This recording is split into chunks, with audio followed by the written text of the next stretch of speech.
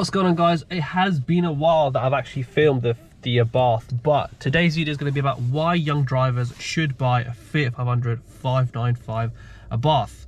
Like I said, I haven't done a point of view video in a while. I thought I'd make one, as like I said, it's been a while. So I hope you guys enjoy. Stay tuned. God, it feels like so long that I've done a point of view drive. Right, so I hope I don't shake my head as much. It has been a while. Let's get going. Right, so why young drivers should buy a Fiat 500 595 ABARTH? Well, the first thing is, it's an ABARTH. Come on, let's be real.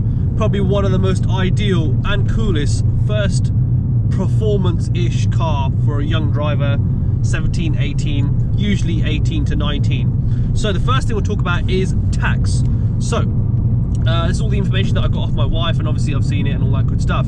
So tax for a young driver, well, in any Fiat 500 ABARTH 595, it's £155, which, to be fair, is not that bad. I mean, considering it's 150 brake horsepower Fiat 500, which pretty much weighs not a lot.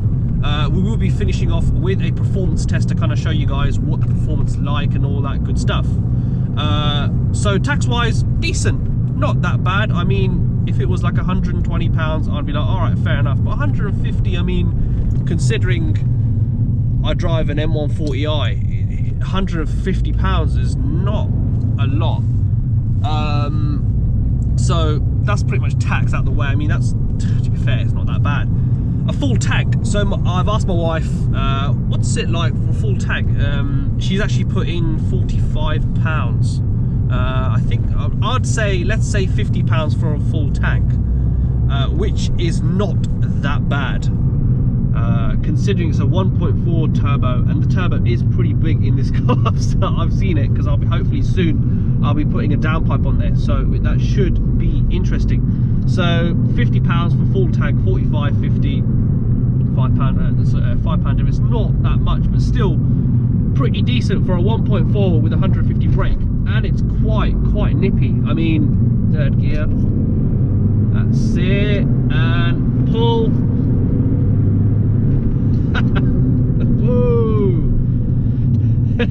I do like this car a lot, actually. One thing I will say to my wife, because she is watching, please clean the car. It's been a while since we actually cleaned any of our cars, so yeah, so it's not that bad. These cars do come with obviously different levels in terms of power, 150 brake, 145 and 170 and all that good stuff. These cars are available for finance. I have done my research on these cars.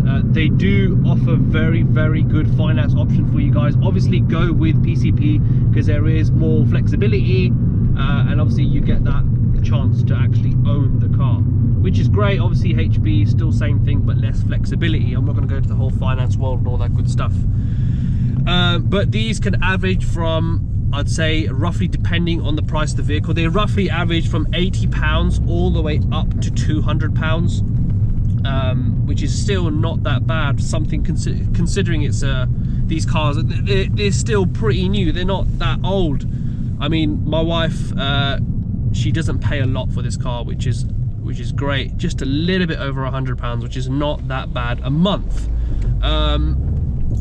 Obviously, being a young driver, you care about obviously your pocket in terms of money wise, so it's not that bad. If you have, you know, some spare money, of course, do some minor upgrades and all that good stuff. But going on to the whole young driver thing, fuel, as in MPG, as you can see, 39.8 miles per gallon. My wife does tend to do some spirited driving, she knows what I'm talking about, which, to be fair, as a stock car, 40 miles per gallon is not that bad.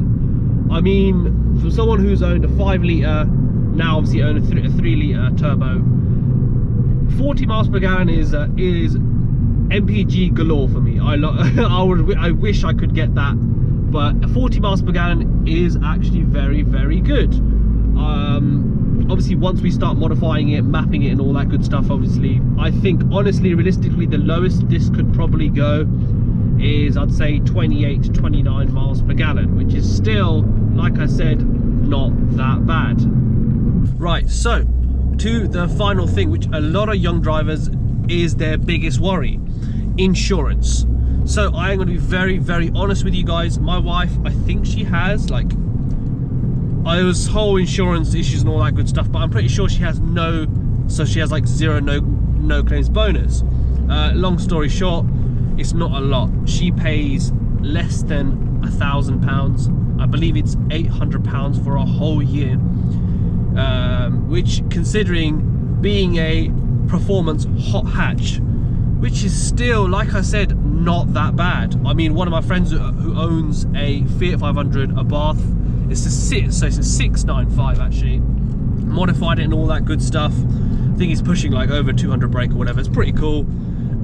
His insurance is £520, which is pretty good. I mean, insurance wise, awesome.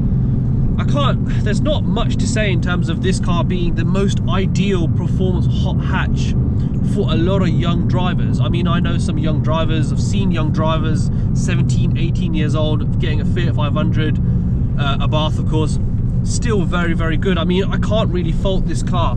And one thing I will say, and I will be very honest, is there is a lot of road noise, which I do not like at all. I absolutely hate it. I absolutely hate it to the guts. There's a lot of road noise. I think obviously because this car is quite hollow, obviously a lot of things plastic, obviously saving weight and all that good stuff. Yeah, okay, makes up for the performance. It is pretty fast, which is what we're going to do now. We're going to do a nice little 0 to 60 test to show you guys, you know, this really does pack a punch. I mean, for a 1.4, it is pretty nippy. So before I forget, because I know I literally just forgot, but for a lot of young drivers, obviously, you know how obviously crazy they drive and all that good stuff. And I think honestly, realistically, if I were to choose my first hot hatch, an affordable hot hatch would be a Fiat 500. And this is the reason why. So yeah, great, the money wise is awesome, they're not that expensive, insurance, fuel, all that good stuff is amazing. But the interior, sitting in a Fiat 500, you can tell this was definitely built for what it was made to do, which is be fast and have fun. It is the definition of a pocket rocket, which I absolutely love. I mean, you get the fact that, you know, you got the awesome sports dial and all that good stuff for boost. You literally just click the sport button, that comes on, and you put your foot down and it goes up, which is, I think, is a very, very, very cool feature to have. But in general, and obviously you get the speedometer, which all changes, goes all sporty, which is, I think, is very, very cool. But now we are going to get onto the 0 to 60 test, so this should be interesting.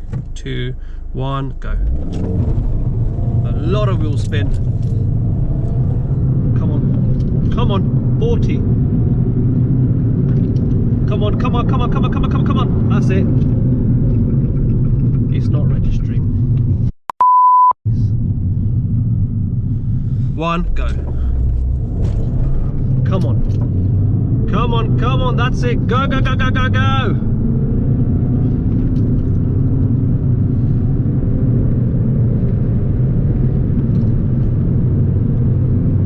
What on earth?